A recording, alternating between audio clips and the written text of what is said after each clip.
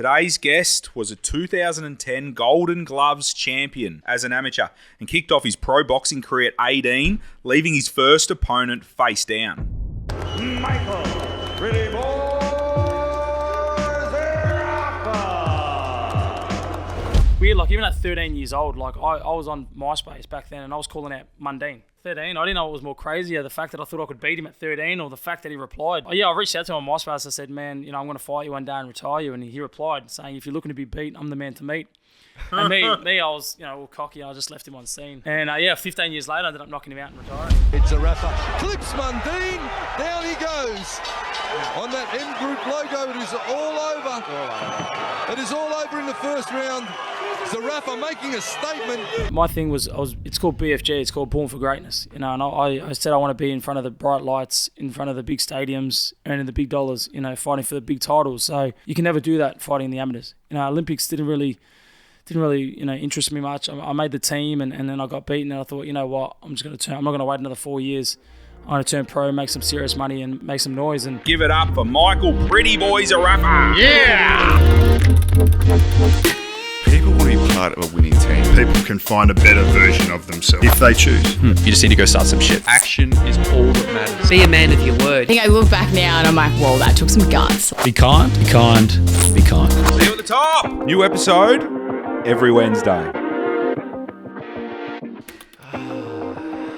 got some good mail there, Peter. Mate, my mail is slid across your desk. Solid, yeah. So it's something to do with someone head wobbling going on. Someone hit me up and said you need to bring it up. Drinks his own bath water. Man, what's going on? Oh, look, as of late, the boys reckon I like a lot of my own work. Is this anything to do with some of the charity work and the long distance? They reckon I try to any opportunity. I'm bringing up the triathlons and is it like that? Is it? Yeah, getting the rig out sometimes and It is pretty impressive to be fair. Can I say that? Is that I can say that, can't I? Well, that's not the angle we're going for, but you can say this. Dead set. Oh, yeah. So you're going to take a bit of that on board, or are you just going to double down on it? Oh, look, it's pretty funny. You can play into a nickname, and is it sticking though? Because you've got to be careful. Because once they stick, man, they're hard to get rid of. It's my name in the group chat at the moment. Oh, it's sticking, man. Yeah, it's all right. It's tickets over there, man. So we've got tickets, B-Town tickets. B-Town tickets. Yeah. Well, look, boys, I've got another one that's. My sister actually gave me a call the other day. Now, I fired up a little bit. Not fired up. It stressed me out a little bit. Because I've never seen you fire up. Brick. You don't fire up. Oh, yeah, I don't Thanks, know. Brixton. What's your sister's name? Sarah. Shout out to Sarah. She'll be listening. She's. Can you spell it? So Sarah or Sarah? Sarah. Don't call her Sarah. Yeah, no, cool. Yeah. No. You said Sarah. Sorry, my bad. Sarah. So Sarah gave me a phone call the other day about 1:30, and I was plugging away downstairs, and she goes, Marcus, I need to move your car, and she can't drive manual, so she's gone home at lunchtime to go to an appointment or whatnot, and I've blocked her in. Now, I didn't know that she was going anywhere, but she calls me and she goes, you need to teach me how to drive manual in the next 5 minutes. And you're not at the property, though. No. You're at work. I'm at work. Video chat. FaceTime. So, she's in the driveway and she gets into my car. I've got to talk her through, it's in first. So we've got a slanted driveway. So it's in first gear. She's got to put the clutch in. So she could stuff this right up. This could all go wrong. There's 2 other cars in the driveway. Oh. There's a house. And then she could roll out onto Upper Hodderberg Road as well and get into trouble there. Yeah, thanks for telling everyone. Yeah. I didn't know that. Upper Hodderberg Road is a big ass road, right?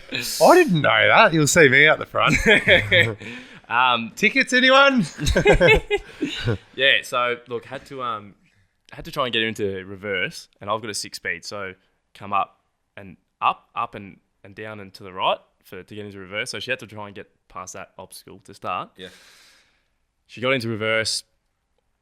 Luckily enough, I've got a hill start feature on my car, so it's going to hold. You can take your foot off the brake and the car will hold. She couldn't figure that out, so stress levels are gradually going up and up and up, which, you're at work trying to get the job done. And your car, is that your car you just got recently? Yeah. Ooh. Yeah. Pressure's on. The new baby. Yeah. So anyway, she's still trying to get up the driveway, and she can't go back. So she goes, I think I'll be able to roll forward and get your car enough to the side to be able to get my car out of the driveway. I said, Sarah, please be careful. She reversed into the house the other day. So she's got a record. So you really Form. yeah. Who hasn't? I don't know. There's multiple occurrences now, so it's getting to the point where she needs to pull a finger out, and I think she needs to learn how to drive manual, boys, because I don't want any more of those phone calls. So did you saying you got angry at your poor sister who was just trying to get to an appointment? Or are you frustrated the fact that she hasn't gone out and gone, you know what, let's get a manual license to start with? Or what's your gripe here? Like, I thought that was like a 1990s thing. You getting auto or you getting manual? You know what I mean? Like, I don't blame what cars are still manual? Yeah, like who's driving a manual car? I've got a Subi. Obviously yours. I've had 3 manuals. So the young kids, PK, they're just zooming around with the manuals. It's another thing, but my mates give me shit for fucking. Oh, you drive manual? Fuck, you drive stick, bro. Anyway, it's one of those things. But it's one of those things that you don't. It's a phone call. See Sarah pop up at 1:30. You're like, oh shit, something. So do you answer next time? Next time it rings at 1:30, you answering? Oh yeah, because I don't want to crash my car basically. But I've got to make sure if she's leaving the house at 1:30 on a Tuesday, and my car's blocked in. Well, don't leave your car blocked people in when you leave. Yeah, put it on the nature strip. I'm thinking some ownership might be. Put it on Upper Heidelberg Road. Put it out on the road, mate, so you don't get the phone call. I don't like leaving my car on the street. And, I didn't think she was going to get... It's not often she goes home at 1:30 and needs to get her car out, so... Never assume, Brucey. Let's get into this, Talking of punch-ons. Throwing hands with the sister. Segue. Good, mate. You keep working on that. Thanks, mate. We're going to push. I like your hoodie. Thanks, mate. I like your No, hoodie. shout out, Joe, my wife. She came up with that one. Yeah, so that's. Jeez, is there any of them floating around? You reckon you could flick my way? Yeah. I reckon that's up my alley. You know what I've noticed that one's. You've been wearing it for a bit, Marcus. Would you agree that one garnered a fair bit of attention? It has. Everyone wants one. It's right. So we might have to do a bigger run. Which means we've got to keep it. Keep them exclusive. Down. No, they do look good. And shout out Joe because she did come up with that. She goes, you just put the fish on. All right, good on you, Joe. Thanks, Joe. Let's get into it, guys. Welcome back to Australia's #1 podcast. We are the little fish and we speak to the big fish about town each and every week. Please like, share, subscribe. Give us a 5-star, whatever platform you're looking at. Get in the comments with this one too, guys. Talk about big fish. Big fish. Very big fish. Today's guest was a 2010 Golden Gloves champion as an amateur and kicked off his pro boxing career at 18, leaving his first opponent face down. Yes, I feel like this is going to be a good intro, Benny. And in the first round, boys, not a bad start to the career. And you're telling me the other fella didn't fight again, Benny? Yeah, no, did not fight again. So I went and checked his record. I was thinking, I wonder what you know what I mean? And what, he just ruined his career? 0-0-1 or whatever. I never heard of or fought again, man. So this guy's killing dreams. And it took about 80. I think it was about a minute. It's good too, man. You should, it's good. Anyone out there, once you figure out who we've got, you go and watch the first fight as a cracker. He held the Commonwealth Super Welterweight title in 2018 and has an impressive professional record: 30 wins, 4 losses, and 21 knockouts. Wow. So be nice, Marcus. So my rough maths has me, if you step in the ring with this guy, you've got 70%, 75%, 70% chance of getting knocked out. Of waking up on the getting knocked out. Wowzers. He's successfully gone toe-to-toe with boxing royalty Jeff Horn and Anthony Mundine. Known for his trash talk and cocky persona, he's considered the heel of Australian boxing. He's on the brink of a WBA, have I said that right? WBA? Yeah, WBA, yeah. WBA title fight. If successful, sets up arguably the biggest Australian boxing bout since Tim Tszyu. Ever with Tim Tszyu. Amazing. Let's get into it. Give it up for Michael Pretty Boy Zerafa. Yeah! Oh, I didn't write that intro, man. I didn't. Clearly, he didn't fucking practice it. I didn't. But you know who I left off? I didn't call you Pretty Boy, man. That's his nickname, man. All right, of course, you know that. What are you talking about? Yeah. I was going to say, I'll tell you who I left off one of the big fights, which didn't go your way, but you fought Cal Brook as well, who's a bit of a, that guy's record is, speaks for itself, fair to say. He's an animal. He's a I watched him when I was a kid. Yeah. Absolute beast. IBF world champion. Yeah, and he only got beaten. He lost 3 times. I think it was Spence, Golovkin, and one other which is eluding me, which is just all Crawford. Crawford. There you go. That was after me. Yeah, there you go, man. So he's a beast. So he's been in the ring with, man. We're in good company, boys, aren't we? Yeah, we are. No, Michael, this is awesome, and thanks so much for coming in. I know you're always training. I was on the phone to you yesterday. You just finished training, and then you're on the way to more training. So doesn't end. I appreciate it. Thanks for having me. It's awesome studio. Awesome. Nah, thanks, man. Can you take us back to sort of where it started for you? Where's the love for boxing, the passion? I started at a young age. I was 7 years old, and I walked into my first boxing gym, and I literally put the gloves on. I said, "This is it. This is what I want to do for the rest of my life." And my parents weren't obviously taking me very seriously. I said, I want to one day sell out stadiums and have more money than I'll know what to do with it, and win a world title. And 23 years later, I'm getting my chance. So, but yeah, once I put him on and walked in the boxing gym, I knew that was it.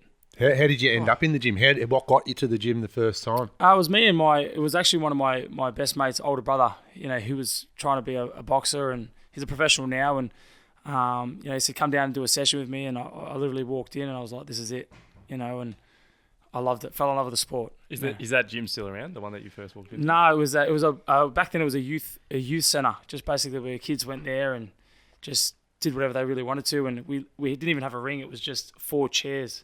That's that was the shape of a square, and that was our ring. But I just knew the dedication, discipline involved in the sport was everything I wanted. The humble beginnings. Yeah, literally. Well, it even goes to show those centers, right? Creating Australian superstars. Yeah. So.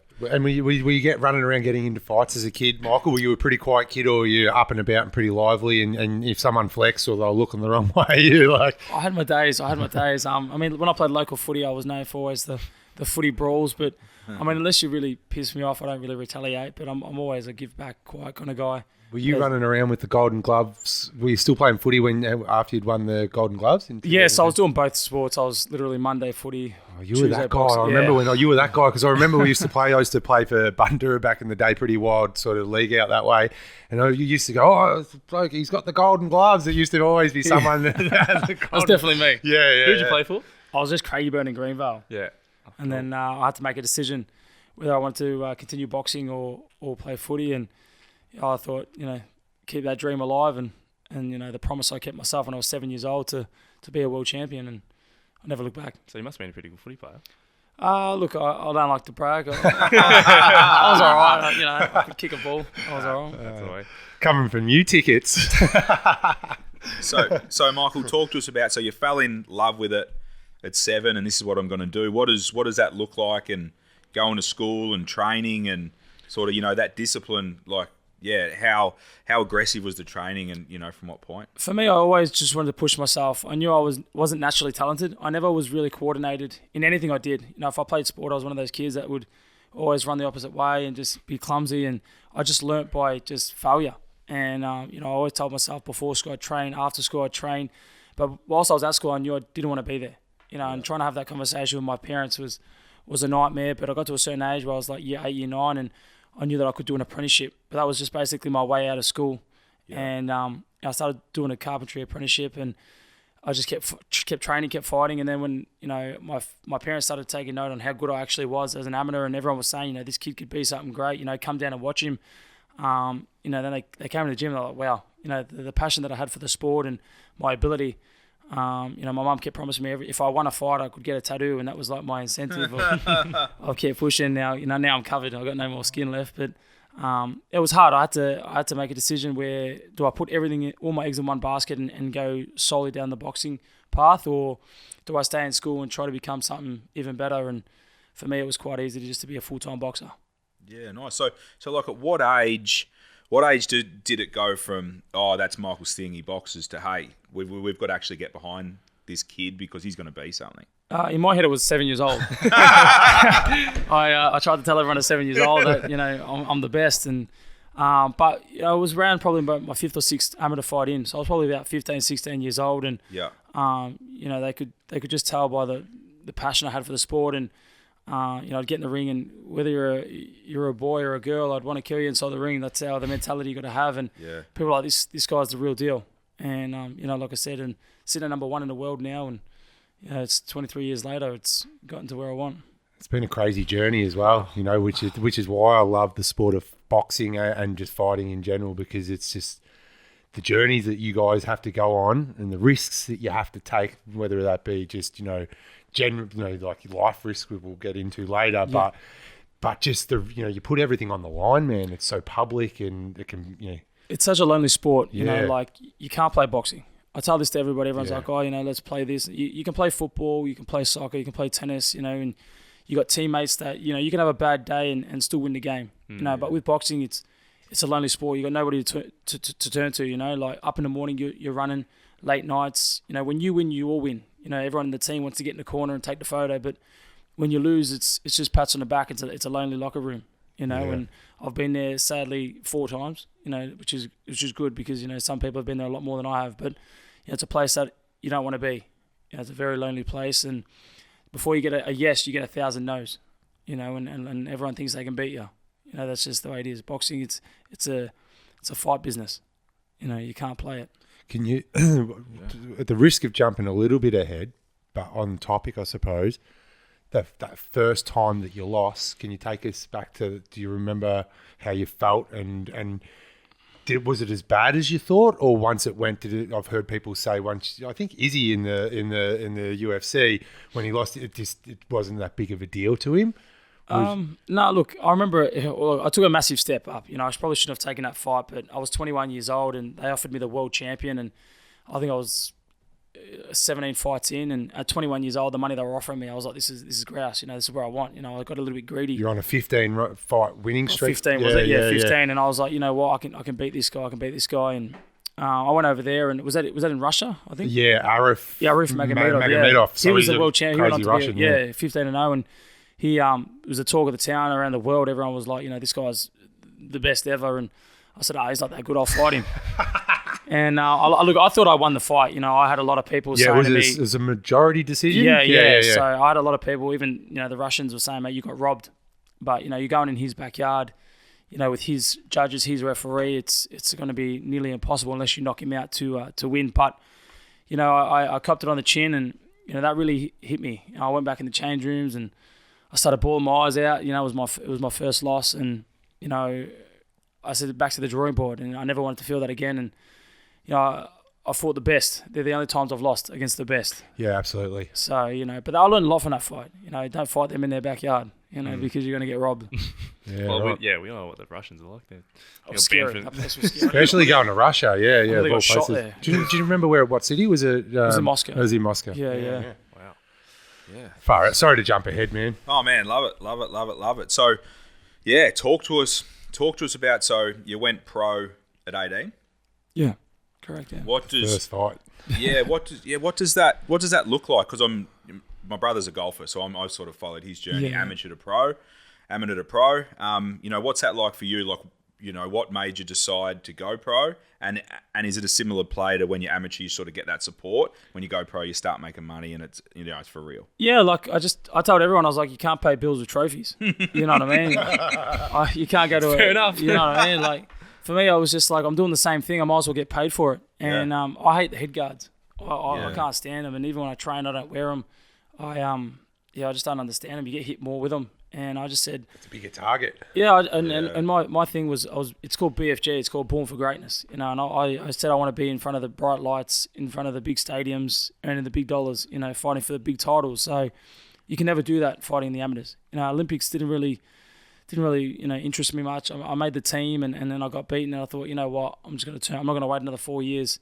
I'm going to turn pro, make some serious money, and make some noise. And on my 17th birthday, I weighed in. They almost weren't going to let me fight because the next day was my birthday, and we got over the hurdle on that and ended up fighting. And like I said, it didn't last very long. And it was a sick fight, dude. Yeah. The commentary was sick as well because you were sort of dancing around. Showboating, standing. Yeah. So your first fight, you was like showboating around, going, oh, look at the moves on Ra. Yeah. That was it was grouse, man. I find it hard to see like where all this villain stuff comes from, but then when I look back to my early days, it all makes sense. Can you talk us about the elation of that first win?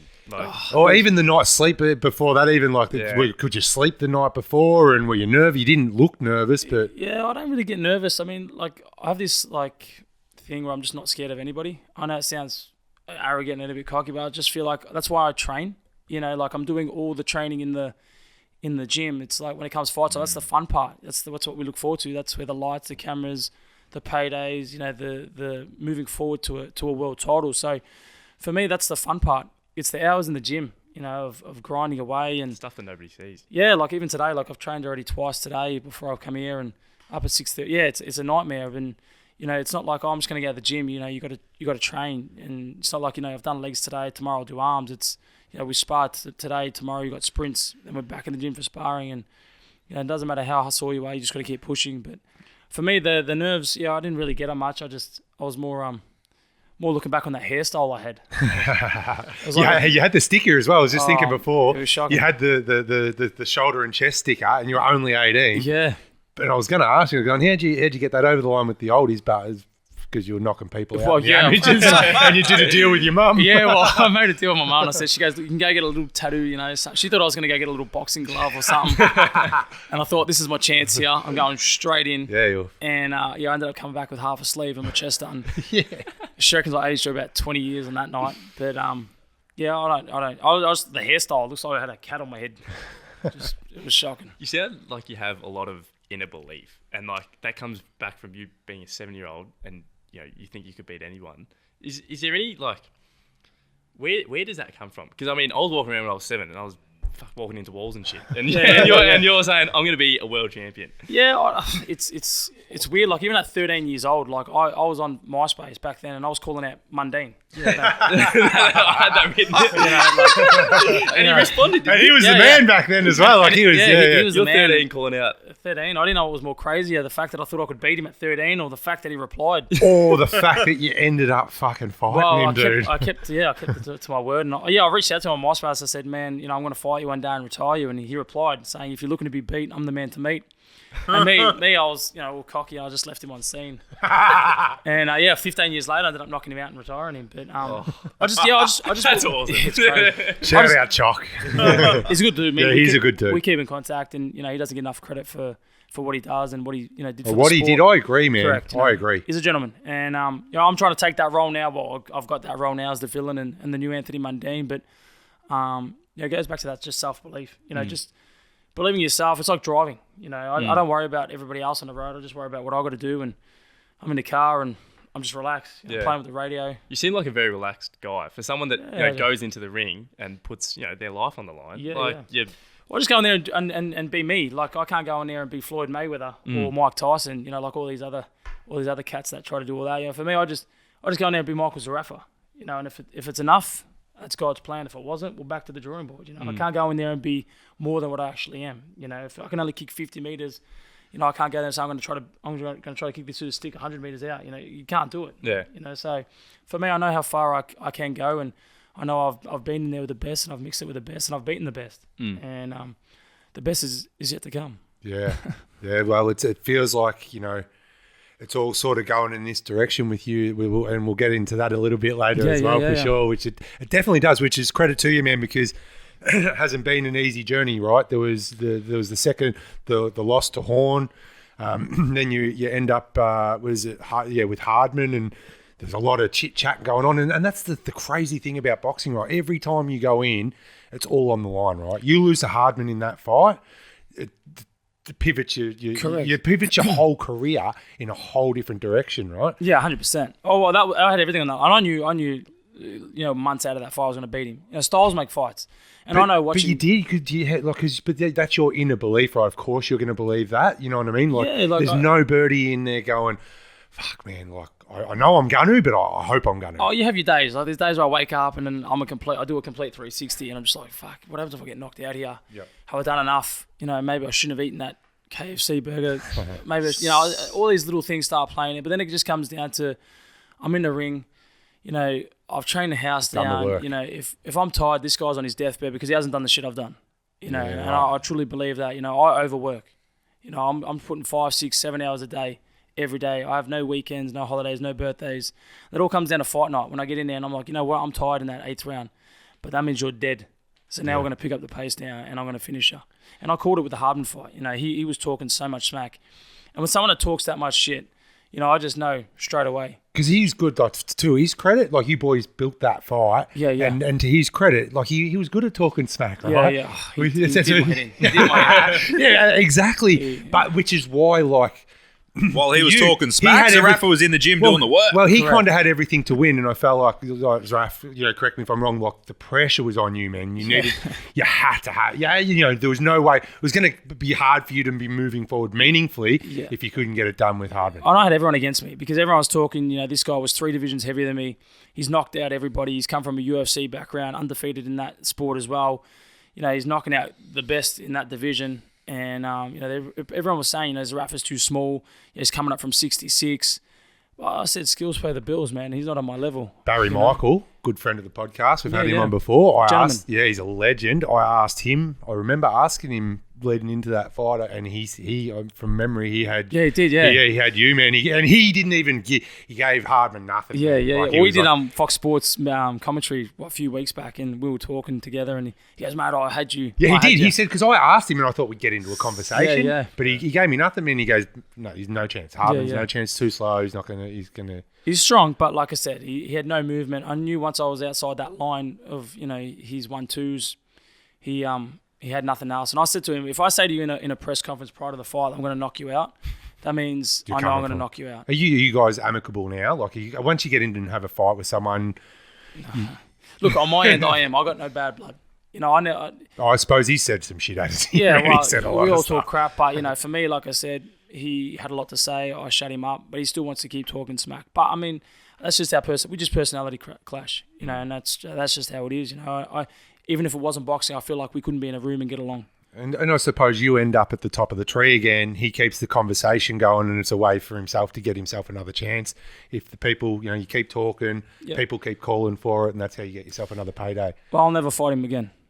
Yeah, I'll never. I've got this thing where I say, like, if I've beat you, I'll never fight you again. Yeah, there's no reason. Yeah, unless there's something on the line. Or unless there was like contention maybe with the decision, and people would that be something? Yeah, look, if it was a close fight and there was a demand on a rematch, but he didn't even last 5 minutes with me. Yeah. Did look knocks out 70% of them. So. Yeah, he was part of the 70. I want to take that's a hyped up fight, and I've heard you speak about this, but that's a hyped up fight. You walk away with the jockeys. The next day, are you back in the gym? Yeah, so I've got this weird thing, and everyone calls me mad. So straight after a fight, I'll go and run 10Ks. What do you mean, like after? Yeah, how post-fight, an hour, a couple hours, if that. You go for a run. Like straight after Jeff Horn, everyone went to my after party. I was on the side of in Bendigo, on the side of the road, for a run. Hoodie on, throwing my shots. People like, these kids lost the plot. Well, if they're only lasting a couple of minutes, the first or the second? No, after both really. Yeah, I got stitched up, and the next morning I was in the gym, and people were like, "Why? Why do you do?" I said, "Because you just fought yesterday." I'm like, "Exactly, that was yesterday." Yeah. You don't drive in reverse all the time. That's the difference, man. That's what makes these guys great. And for me, it's not even about training. It's not about it's more of a reward. On the run, I'm religious and whatnot. I'm thanking God, and I just we did it. On to the next. Is it nice to have that little moment to yourself? After you do something special like that? That's what I mean. I'm like, the pressure's off my shoulders. Because leading into a fight, that, especially 3 minutes prior, they knock on the door and they're like, you're on in 3 minutes. You're like, shit. This is it. I'm getting chills just thinking about it. I'm getting chills. I was about to hook him. If it was me, they'd be going, where the fuck is he? Where's Benny going? But you get that pressure, and you have that last breath, and you say, this is it now, and you're walking out, and 9 out of 10 I'm getting booed because I'm the villain, and you see a guy that's standing across the ring that wants to rip your head off your shoulders. And do you thrive off that? Yeah. You don't get anxiety, man. You don't get riddled with physical anxiety. No, not really, man. It is what it is. He's knocking out 70% of blokes. I've never been even when I was a kid, with my cousins, I was the youngest before my brother, but I'd get up and I'd get bashed, and then I'd be crying, and then I'd come back for more, and my aunties and uncle would watch me why are you going back for more, you idiot? You know what I mean? I've always had that competitive, I have to be the best. If we're playing marbles, if we're shooting hoops, I have to be the best. That's an awesome mindset. You know what I mean? That's why you are. And take no for an answer. And sometimes it doesn't always go your way. You can give 200% and somehow you think, how? Everything went right. it's just that's life. Yeah, You know, like, four times, like you said, 4 times you've been knocked down. Stop reminding me, all right? Yeah. Hey, can I ask? Sorry to jump in, PK. Yeah, like love to talk about the dangers because just for people that are playing along at home, like we talk about how dangerous. Yeah, like stepping. I think people that don't watch the sport or follow the sport closely don't really grasp how dangerous the sport is. That every time you walk in there, that it really is dangerous. There was Are you happy to talk about your good mate, the sparring session you had with your good mate, and what you sort of had to go through through that whole pit? There was a period in your life, because we've spoken about a lot of the ups, but you know you're still here fighting now, and you're on the brink of a world title fight. But there was a period there where it probably felt like everything that was coming at you, if that kind of makes sense. Look, unfortunately, I don't really like speaking about it, and just respect just to him and his family. Yep. It's just a topic I don't really like dipping into. It's just it was just a tragic day, and I try to avoid that if possible. What about like as far as, because it wasn't just you'd had a loss at that time, and you're dealing with I guess the macro question to that is, life doesn't stop, right? You take on these massive pursuits, and it doesn't really matter how you feel on the day or the week leading into it. Once you sign the dotted line, you're in and you're going into war, and it's a dangerous sport. 100%. So how the hell do you deal with that? Like when you're not feeling like it, or when external stuff that's not connected to boxing, you know, that we all go through. It might be a sick family member or a friend or whatever. How do you sort of push through and block that out and keep moving forward? It comes down to just discipline. You know, motivation is doing something when you want to do it. Sun's out, there's girls at the beach, whatever it is. Let's go for a run, lids off. That's motivation. Discipline is, you know what, it's shit weather, it's cold, I'm sore, but I got to get this done. I got to get it done. You know, and that's how I tell myself every single day. I wake up every day sore, tired, can't be bothered. I'd rather sit in bed and watch, you know, Netflix and order a pizza and have a beer, but that's not going to win you a world title. Yeah. That's not going to put you down in the history books, you know. And for me, I just tell myself, let's just get up, let's just get it done, and on to bigger and better things. But every day is discipline. Motivation fades after a while. 100%. You know, if you're doing it Monday and then you do it on a Friday, you're always going to be motivated because you're like, oh, this is grouse, you know what I mean? But you're going to see very, very, very small results. This is every day for you. Every day. Yeah. Lifestyle. Do you have an off switch? Never. Never. I haven't had a day off in over 15 years. Yeah.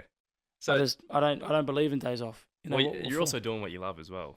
Well, I tell that to everyone as well. Yeah. You know, people are like, what do you do for work? I said, I don't really work. You know what I mean? I'm getting paid to do something I love. You know, for me, this is what I've always wanted to do. You know, this is not work. So what does a day look like typically for you? Like, what's lifestyle at the moment? Well, every day varies from 2 to 3 training sessions, but, you know, from strength and conditioning to track work to boxing, sparring, pad work, you know, swimming. Every day consists of something new. But for me, I'm always just trying to grow. You know, I feel like you can never stop learning. Yeah. And I love learning.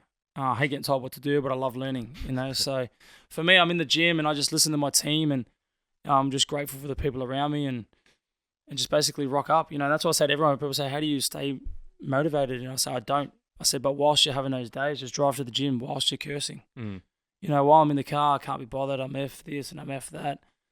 Before you know it, you've parked at the gym and you walk in and, all right, let's go, let's do it, and you just do it. You just got to do it. Where if you sit in bed, you procrastinate, you do this, and I can't be bothered that, and his life's this and that. So you just don't have the conversation in your head. You just go. You just do it. Yeah. You know what I mean? It's like driving. When you first get your L's, you're so nervous. You're so like, oh my God.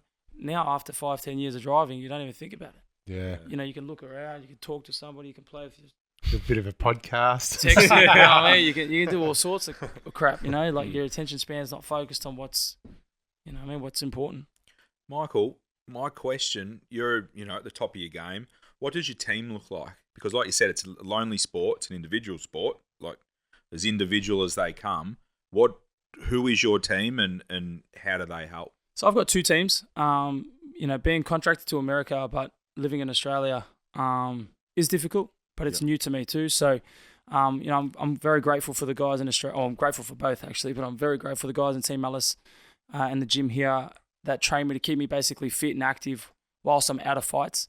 And then once a fight's announced, I'll jet overseas in LA, and I'm training alongside Elvis Grant, Jimmy Montoya, Sergio Martinez, all the greats in the sport.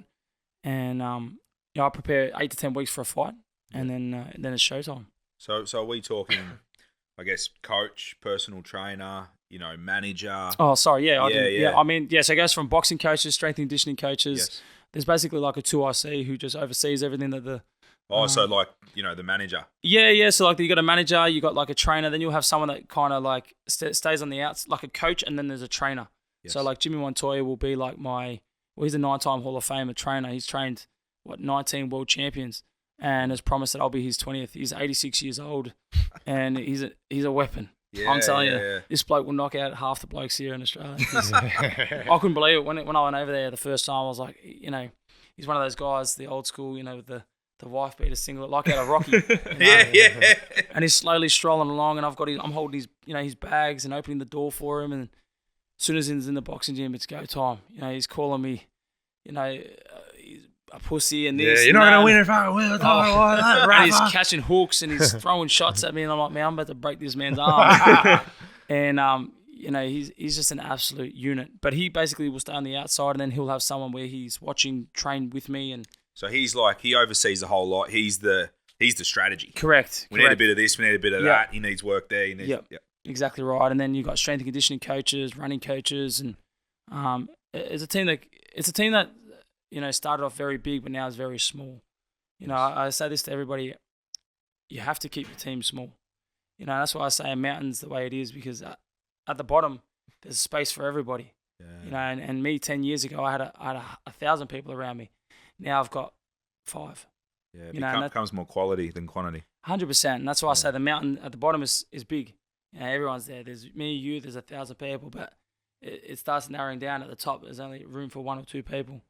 And that's, That's a great analogy. Yeah. I just made it up then. Bingo. Can I ask? I'm good. Going back to, because you've got a team, you said it started off big, but I imagine before it got to big, like, how were you from a business perspective? How were you, once you committed, you became a pro, you're probably on the smaller cards, earning the less money. I was broke as hell. Yeah. So can you take us through the journey into money, if that kind of makes sense? What it looked like early and how you survived and you're sustainable, but then right into, maybe what your first big payday was that sort of allowed you to start building a team. Yep. And then maybe, what that looks like now when you have like big layoffs. I know there was a time there when you had a big layoff of over 12 months. Like, how do you stay sustainable in those situations where you've got to keep training, keep paying the team and all of that?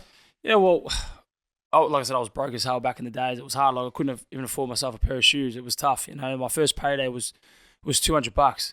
And I was wrapped. Was that the guy that you watched? Yeah. You got paid $200 to do that. And I was wrapped. I was like, boys, my shout. I was like, I've made it, and then I come to reality that your mum would go, you owe me for the tattoo still, though. I was like, Jesus. But for me, I've never been motivated by money. As much as I say, like the money there, like no one works for free. Let's be honest. So for me, it's not about me. It's about giving back. And giving my family to be. I never want my kids and, my wife and whatnot and my family to go through what I had to go through and the struggles and all the no's I had to go through to get where I am now. But, lucky I'm Maltese. I'm a bit of a tight ass with my money. Look, everything I fought, I just put away. And because I knew there's going to be periods of times where, I couldn't get fights, or if there was an injury, or, I was just trying to be smart until I got to the point where, now I'm making great money. I can afford to do this and do that and pay teams and get the best, because that's at the start you can't have the best because obviously you can't afford them. And now I've got the best manager. We just got back from Orlando and I was alongside like all the world champions. I couldn't believe it. And they inducted me as world number 1. On the stage with Evander Holyfield. Jake Paul was there. Like everyone, all the world champions, Miguel Cotto, all the guys I looked up to. Were on my table, having dinner with me and like pat me on the back saying, man, you're our future, you're the next world champion, So I just kept reminding myself of that in those dark days where I didn't have money. I knew that it was going to pay off. I knew it was inevitable for me. And it goes back to that self-belief of, it's dark now, it's crap But I now. know where I'm going. It's shit now, but you know what? I'm about to laugh about. I'm going to laugh at this years to come. And what would the breakup of the money be these days? Are we, because sponsorship's a big thing, and then you've got your fight purses. Are they the two main makeups of? Correct. Yeah, yeah. So we're always trying to find sponsors. You never knock back sponsorships because they help. You know, when you got training camps and when you get sponsors, you can obviously buy better quality. Yep. You know, if you get training gear or overseas and whatnot, you know. Which one came first, would you say, that started to really kick up for you? Was the purses growing faster or the sponsorships coming? The purses. Yep. Because for me, I wanted to fight the best. You know, in my fifth fight, I was fighting guys triple the amount of experience of me, and their knockout rate was more than I even fought. Yeah, yeah. And most boxers don't do that, to be fair. No one does that. No one does that, except for Jake Paul's kind of. They all fight cab Shout out drivers. Jake Paul. Yeah, he's a good dude. Yeah, he's doing great things for women's boxing and stuff. But you know, all these boxers, they want to be fighters, but don't want to fight. You work that out. Yeah. Well, they're all trying to protect their records because that goes back to the point we spoke about earlier. Every time you guys go in, you know, if you really are taking on the best, well, only one can keep moving forward in that direction. So you're putting your whole career on the line, essentially a lot of the time. Does that make sense? So they try and weed their way through. Yeah, it's not uncommon, which is grouse that we've got the Garcia and Davis tank fight. Tank fight. That's a good fight. It's well, actually, my manager rang me about a month ago, and he came up with his name, and I answered it thinking it was no, and it was actually Garcia. Oh, yeah. I was like, what's going on here? You know, and he's just talking to me and stuff. He was with my manager. He's like, can't wait for you to get overseas and whatnot. And we're going to do, you know, obviously train alongside each other and stuff. But I feel like he's going to upset a lot of people this weekend. Yeah, I don't know why. I think, you know, if you go resumes, power, stylistically, Tank wins. But I know I love an underdog. And I love an underdog with a mindset like yours because he is very similar to you. He just does not waver from what he does. He doesn't care, And that's why I say to people, like, why do you, like, you can have nerves and stuff like that, but like, that's like, why are you in the sport if you're scared? Do you know what I mean? It's like, I don't understand. I think a fight that really proved that, you know, you had that belief and you weren't scared was that Peter Quillen fight. Yeah, like, man, I got iced. Yeah. I lost partially, like, some of my vision from that fight, you know, because I got put in a coma. Scar here. Yeah, well, thanks. That's the glasses. That's the glasses zooming in. Yeah, no, but yeah, I've had a lot of stitches on my face though. Thanks. You still got a pretty head. Yeah, man. 31. I thought I looked all right. You know. But they offered me the fight, and I thought, you know, I'm fighting a guy that's 32 fights, 32 wins with 31 knockouts. Yeah, I know. So I remember. Yeah, why take that? Exactly the perfect fight that no one else would take. Yeah, and I went to his backyard. Like, I had defeated all the odds and just said, you know what, he's got two arms and a head and bleeds red. He's got the same, you know, and things I have. Dare to be great. Yeah, you know, like I'm in the same position. If I win, I'm great, and if I lose, I'm back to where I was prior to the fight. Yeah, you know what I mean? But you always had that belief that you could get up and keep going. Like, yeah, 100%. Yeah. I came back like after everything happened with medically and stuff. I came back and I think I fought on, like, I was sparring Danny Green and whatnot, and he I was prepping for a fight, another undefeated fighter from Argentina. What did you learn from the Quill fight? Is there something now that you can look back on and go, you know what, I took the most out of that? Keep your hands up. Keep your hands up. You know what I mean? But sometimes it's a simple shit, isn't it? Mate, I was still trying to figure out what he hit me with. That's gold. But no, look, I was not for the cameras, and I just believe in my ability. And people think it's cocky. It's just confident. It's because you've done the work. Well, yeah, but it's just like, you know, you hosting a podcast. You can say, I know how to host a podcast. I'm good at it. Do you know what I mean? And people say, it's cocky. It's like, well, I just know how to host a podcast. Do you know what I mean? Like, that's just how I am. And people think, it's arrogance, but I'm just like, man, it's just self-belief. That's what you do it day in, day out. Yeah, if you beat me, congratulations. If you lose, I told you so. You know what I mean? Like, I don't know. Michael, what would be your proudest moment to this point? You know, if you look back, what's sort of a big, you know, crossroads moment or something that you go, wow, that's a big deal to this point? Look, there's been a lot in my career, but for me, it was that first Jeff Horn fight. Yeah. Because everybody, and when I say everybody, I mean friends, family, people in my team, everybody doubted me. And I remember saying to people in my team, I'm like, man, you can go home. I'm going to go out there. So what do you mean, people in your team? What we're saying, maybe you shouldn't do it? Don't take the fight, man. Yeah, you know, like there was people that were saying, like, you know, look, We won't think anything less of you. You know, this guy's the guy that just beat Manny Pacquiao. Yeah. You know, like, who are you? I said, man, I'm about to make history. And people think I said it then and there, but if you look at all the interviews, the Channel 9 news, everything 12 weeks prior, I said the worst mistake Jeff Horn made was sign that contract. I said, I will knock out Jeff Horn. And I went out there and I did it. I did exactly that. And I remember going out there and people were like, this kid's mad. You know, what the hell's he even thinking? It's not going to last 3 rounds. You know, my own team was saying things to me like that, you know. And I just said, man, I'm going out there and I'm gonna make history. And I grabbed the microphone after I knocked him out. I said, why are you all surprised? I called this 12 weeks ago. You know, just again, you did something that you did something you said you wouldn't normally do. Was that because it was in the contract? Because you've gone back and you fought him a second time? Yeah. Look, if I had known what I know now back then, things would have been completely different. But I mean, everyone watched that fight. You gave us that 9th round though, which was crazy, dude. I've watched that so many times, and massive respect. And I know you got knocked down in that round or whatever, but you watched that with a sense of pride as well, man, because that round between you two guys was everything. Do you know what I mean? You were just forward, man. You were like a bull, dude. Yeah, I was tired. Like I tried to. He's holding you, man, and you're like, and then you go, yeah, no, I'm right, and then you go back straight into the fire, man. Well, I've never seen. Me and this referee to this day, every time we see each other, I just drill him. You know, every single time. And he's Maltese too, by the way. Should be looking I was like, yeah. But I drill him. He's like, oh, you know, and this and that. And I said, in the rule of boxing, whenever you're concerned of either one of the fighters, whether it's me or him, you stop the fight. He goes, yeah. I said, so you were concerned in his well-being. Correct. And that was it. Yeah. You stopped the fight. He had a hole in his head. You know, no one checked my cut. He was like delirious as well at that point. All over the joint. I literally threw 10, landed 11. You know, like how do you not stop the fight? There was a towel about to get thrown in. You know, credit to him for putting that. For being a dog and coming, and trying to, everyone's talking about the shot from Gods that landed. How about the kid that got up?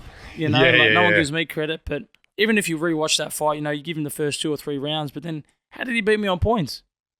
Yeah. I think there was more to that fight. But, you know, you got to be humble in victory, humble in defeat. And love that. I mean, I wasn't. But, I mean, you got to do it now because I can't change the... but in the heat of the moment, everything's on. You know, it's a bit more raw and stuff. And hindsight's 2020. Yeah. Well, I was respectful to him and I held his hand up after the fight. And it was a war, you know. It was a tough fight. That was a sick fight, man. Yeah. Crazy. Will you fight it? Because he's retired. But will we ever get a third fight? I feel like there's unfinished business. Yeah, I feel like there's 100%, man. And there's a lot of money getting thrown around and domestically. But he said it publicly, like he's like, Zarafa's a bad man. So I might keep teaching. Yeah. He's and I got a lot of respect for him, but he seems a little bit worried of me, and even when we're in each other's presence and stuff, and he's always like, you know, hey Michael, you know. But he's a good dude, man, and like I said, he's a gentleman in and outside the ring, and. You know, and what he did for boxing when he beat Pacquiao that night, man, like that catapult or it was huge for boxing. Huge. And then I went to knock him out and take all the belts off him. And like, what's going on with boxing? And now we've got Tim Tszyu that I got to shut up. Oh, now let's talk about that. Let's talk about Tim Tszyu, dude, because recently, Marcus, what did we recently? Yeah, look, I can't remember exactly what it was off the top of my head, but he's it's 2 hours ago. Yeah, he's thrown some words, pretty much saying that he's not going to fight you, and you're only worth $50,000. Yeah. Look, for me, I don't have any respect for him. I'll be honest with you. Despite me and Hardman, me and Horn, and whatnot, we fought, we settled the business. Tim Tszyu is a sport little brat. You know, he just gets everything handed to him. He tries to play the nice guy, and you know, he lowballs me in offers all the time, knowing that me and everybody in the sport's going to say no to him. Says, Zerafa ran from a fight. I fought everybody in my division. I've gone all around the world, fought bigger names than Tim Tszyu. I'm a professional fighter. That's how I make an income. Why would I run away from a fight? You know, it's just crazy to me. And you know, I replied this morning. I can't remember what I said, but I was picking on his moustache, and he doesn't know how to grow a beard. I said, once I knock him out, I'll teach him how to grow a beard. And yeah, look, I don't have any time for him, but I want that fight. It's the biggest fight. They reckon it's already bigger than Mundine Green. Well, look, there's going to be titles on the line, right? Like real Huge. titles. Well, you go and win your WBA, you go win the WBA. He's just scooped up the interim Right. So is he going to fight Charlo next? Is that Charlo doesn't want to fight him. Yeah. Right. Why? Because he's not Don't say scared. I that. know. I Don't hate say it. that. Or why wouldn't Charlo want to fight him? He doesn't draw any money. No Okay. one knows who he is. Yeah. Yeah, I know. I And said he's it. a danger as well. No, he's not a Did you danger. watch the? Obviously you would have. What did you think of putting aside how you feel about him? How do you think he looked in the Harrison fight? You're asking the wrong bloke. Yeah, okay. I'm not. Hard Look, for you, yeah. I'm not a fan. I'm not a fan, man. Yeah, okay. He's fighting guys that are past their best. You put me in there with guys past their best, and I'll look the same. Yeah. You know what I mean? Everyone's like my last opponent. Everyone's like, oh, it was a boring fight. I took the fight on 2 weeks' notice. I lost 10 kilos. Fought him in his backyard on his promotion. Yeah. And beat him 9 rounds. It was a complete shutout. Yeah. You know, like, and now I'm fighting. He was an undefeated fighter with 130 amateur fights. You know, I'm fighting no bum. You know, this guy's fought all these titles and nationals and an Italian champion and this and that. I fought him on 2 weeks' notice and bashed him. So realistically, for a fight with yourself and Tim to happen, what does that look like? He's got a grow pair. No, and I reckon you win that world title, man. They fight for titles, right? So if you're holding it, then you go, well, fucking, if you want it. I've made it clear. I said, you know, Charlo doesn't want Tszyu because of whatever reason. And my manager ever said, no one knows. Even in his own fight name, is Tszyu 2.0. He's second best even in his fight name. No one even knows who he is. He's only well known here because Australia get behind him and he's the golden boy. But overseas, like no one really cares. Why would Charlo fight him when he can make serious money fighting other fighters? And especially if he thinks he's a bit of a risk as well. That's in his head. Yeah. Do you know what I mean? No one thinks that. Yeah. No one thinks, oh, Tim Tszyu, you know, I'm going to get... Especially Charlo, man. Like, I mean, who the hell is Tim Tszyu? Yeah. You know, for me, like I said, that fight will happen because if I win my belt, he wins his belt, we unify. And I've made it quite clear to all the mainstream, Fox Sports, everyone. I said, if I win my first defense, I'll give it to Tim. He can have my first defense if he doesn't get his shot. And if we both lose, well, we need to rebuild each other. Would you do the Usyk thing where, you know, how they say Tyson's lowballing him and stuff, and Usyk's like, I'll take it because I'm, you know, whatever. Well, it's getting to the point now because everyone's believing it. Like he can come out and say, I saw a unicorn, and everyone's like, oh, where? Where? I want to see this. Like, it's getting out of control. It actually hurts my brain. My boxing IQ drops. It's annoying, but you know, and then you read all the comments. Oh, where are people getting their information from? Does it stem, the lack of respect stem from that fight? Was it 2021 up in Brisbane or whatever that fell through? Yeah. Is that where it's all? That's all I get drilled for. Yeah, right. I was a Zerafa ran. And if I say something, it's, oh yeah, like you had your tail between your legs, you didn't rock up. Like my fight's the only fight that never gets rescheduled or never gets, you know, postponed. Yeah. Yeah, mid-pandemic. And it was about mid-pandemic and it was about travelling. Just for the people listening at home. Yeah, look, there was a lot of he said, she said, and I was basically just the middleman. I was just like, well, if this is what we want, this is what we can't get, and this is what's happening, let's just postpone the fight. Yeah. And it never happened. It was, oh, no, don't worry, we'll replace you. And listen to you now, like, if the fight was there, you were going to fight. 100%. I wanted the fight because I know I can smash him. Do you know what I mean? I don't look at Tim Tszyu and be like, whoa, you know, he's a gun. Yeah, if I'm watching Roy Jones Jr., Floyd Mayweather, I'm thinking, have a look at this bloke. Yeah. That's skill.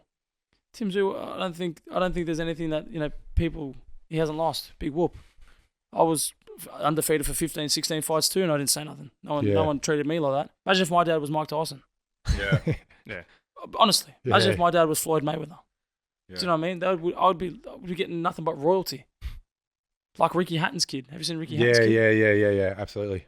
He's nothing special. He's not his old man, but he's getting everything because of who his dad is. Yeah. And that's not Tim's fault. But far out. You know, give me a break. Bring it on, man. We're coming. Yeah, where the boys are going to represent. What do you reckon? I already told him, I'm going to hit him that hard. His trainer's going to feel it. And the little fish boys will be there on the side. And I think when you go win the title, right, like it has to happen. Everyone's going to be calling for it. You're going to keep going, you know what I mean? And at the end, the narrative will turn to like he's running if he doesn't. That's exactly. And everyone, that's what I said. Like, I'm getting drilled like I'm the second best. If you see the rankings, he's got an interim world title. I'm fighting for the world. One of the worlds, title. Yeah. So, which interim one has he got? WBO, I think. Yeah. Do you know what I mean? He's only the interim world champion, which gets him a shot at the world title. But I'm fighting for the world title. Yep. You know what I mean? Like. So talk us through the prep for your world title fight. What's that looking like? I've been training for this since I was 7 years old. So it's been a 23, 24 year camp. But yeah, look, I'm just training at 80% twice, 3 times a day, and then I jet overseas mid next month to step it up and in LA with the team and yeah, basically just tunnel vision for 8 weeks and then do it again, jump in the ring and shock the world. Where's the fight? Where's the fight, Michael? At the moment now, they want it to be in Brooklyn at the Barclays Center, which is mad. Well, that's your dream coming true, right? Well, yeah. World title fight. Correct. Yeah. Full stadium, Brooklyn, Barclays Center, man. Yeah, what the fuck? And as I said, everyone, if you say something enough times and you make it out there. It's true, man. It's so weird. It's not. I don't know the word. Is it manifest? Manifest. I say it to him. I texted him last night that I manifested. He goes, "You didn't manifest, dude. You just fucking worked." Yeah. Well, you worked hard and it come together. Yeah, that's so he shot down me manifesting. Even if you think of something outside of podcasting, boxing, whatever it may be, like even if you think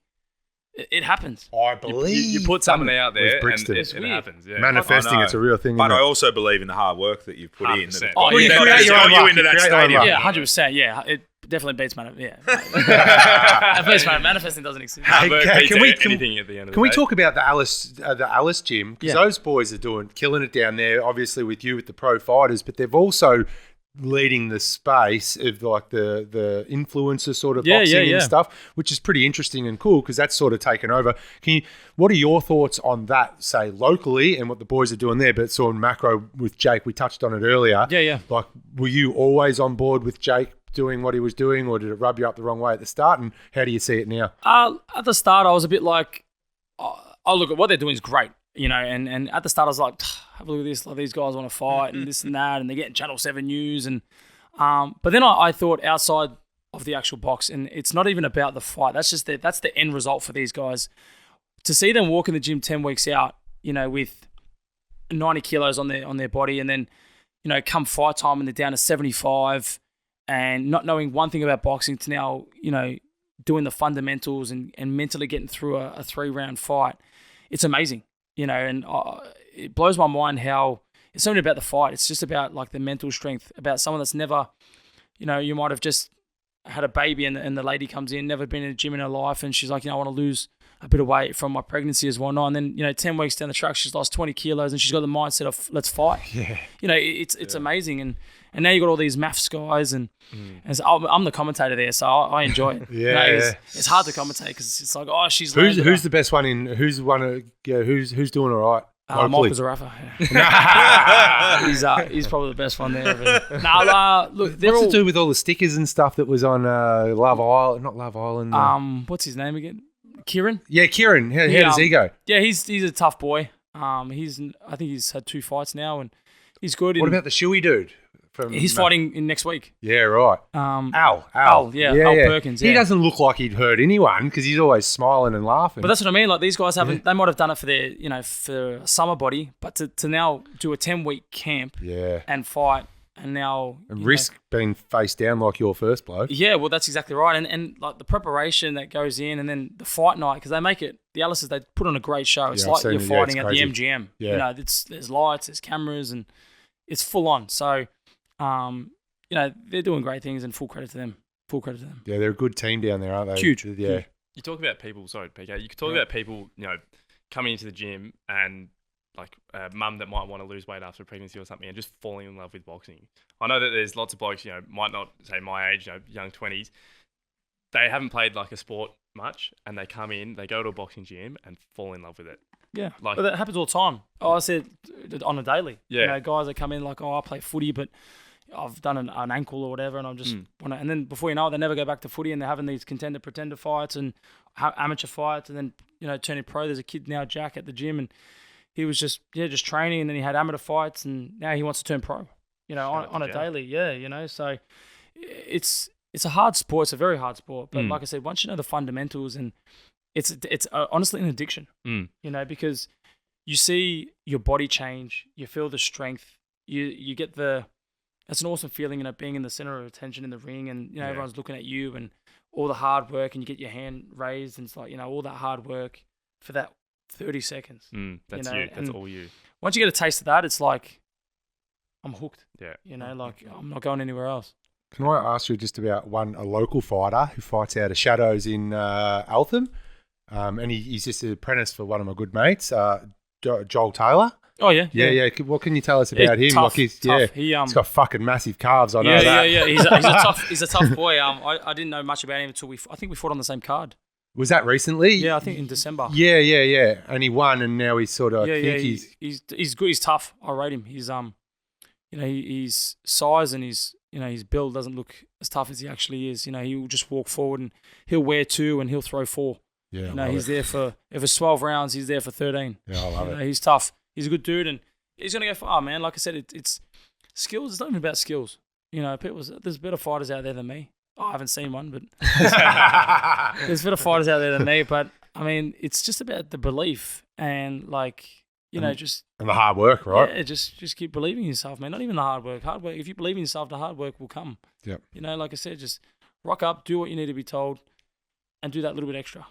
You know what I mean? If you're running 5Ks, that's what your trainer's saying. Run 8, and I guarantee he'll be surprised because he's only expecting you to be 5K fit, but realistically you're 8K fit. Yeah. If he says to do 10 reps, do 20, and now you're going to be stronger. Yeah, it's crazy because I know. Shout out to Vinny. He's an apprentice for one of my mates. So this kid, like a savage, right? Like he's training big fights, fought on your card and stuff, but he's also holding down an apprenticeship as well at the same time, so he can keep fighting it. So it's tough. It's a tough gig, yeah, and that's why the sponsorships.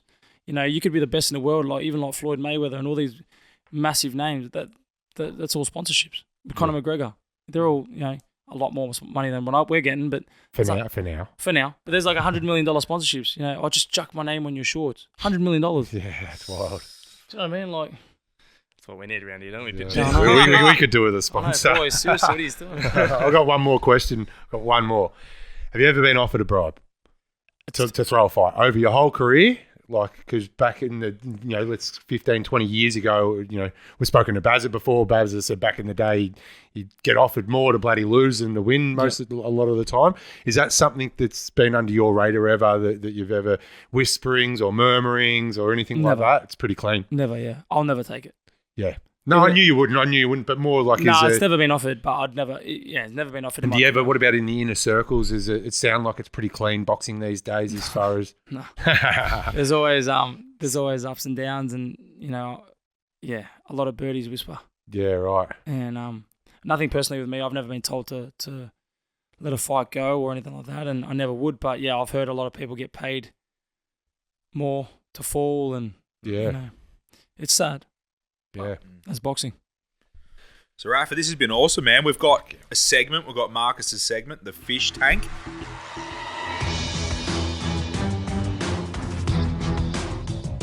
Which someone from our amazing community puts a business idea to us, and we get to soak it up, question it, and see if we'd invest or not.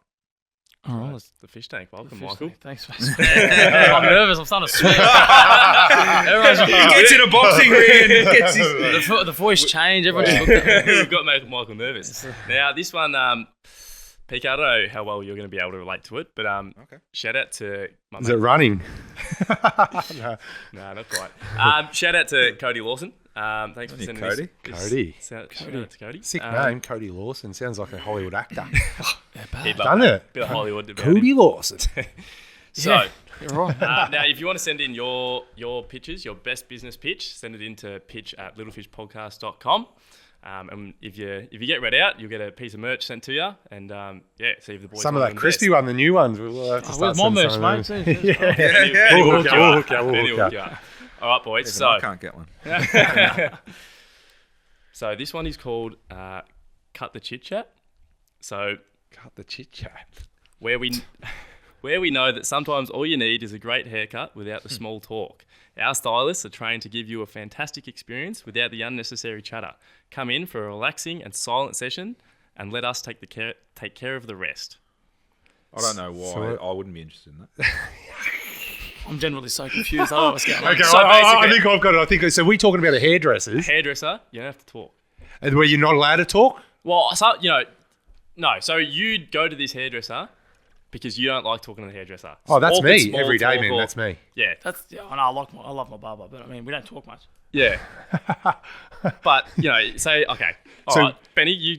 So so you're asking, is that a good business idea? Yeah, is that a good business They've got idea? one customer in me. I'll tell you what, I like the Cut the Chit Chat. It's a good brand, so that's cool, title, right? Which yeah, is the name. interesting. So Well played, yeah. that's a tick.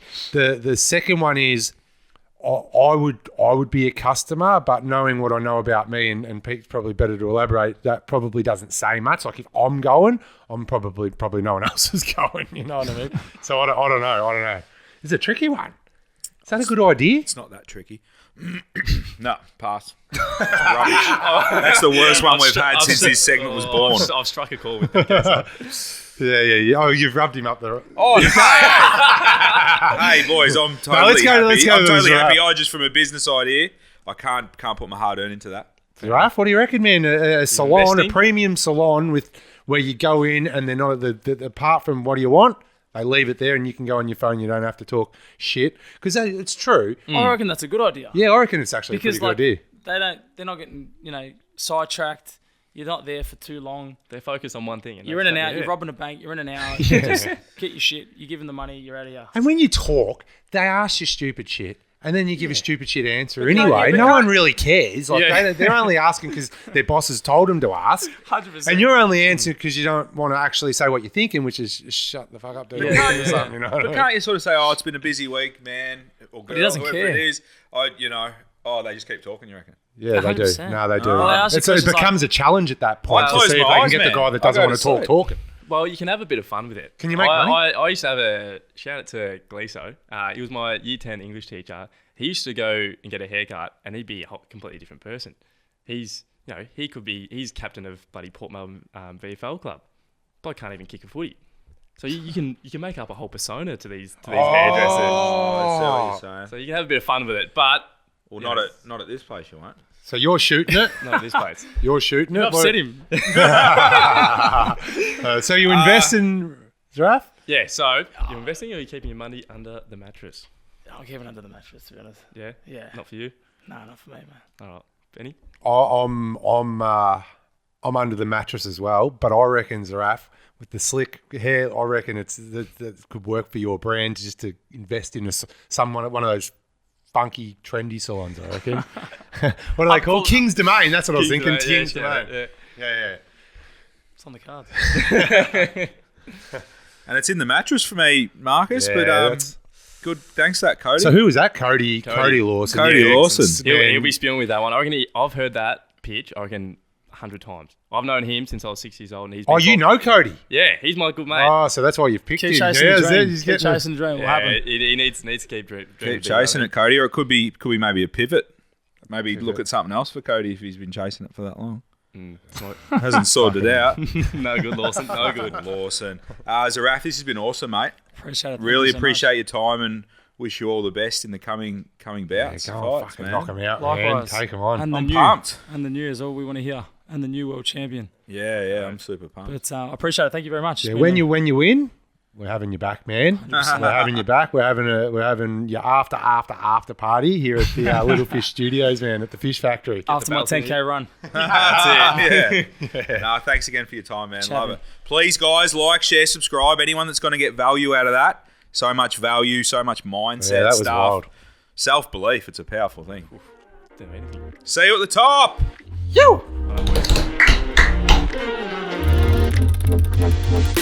People want to be part of a winning team. People can find a better version of themselves if they choose. You just need to go start some shit. Action is all that matters. Be a man of your word. I think I look back now and I'm like, whoa, that took some guts. Be kind, be kind, be kind. See you at the top. New episode every Wednesday.